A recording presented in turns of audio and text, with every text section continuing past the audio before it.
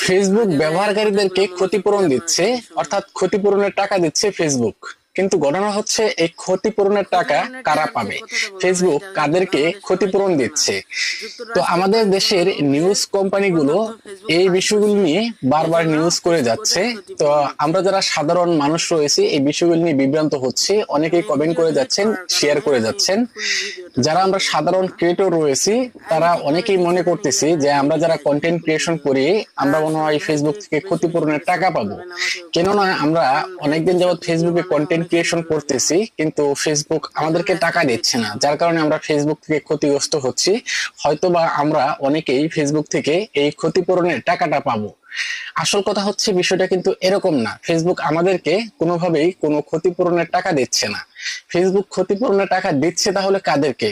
তো 2007 সালের একটা ঘটনা, যেটা হচ্ছে যুক্তরাষ্ট্রের ঘটনা, সেখানে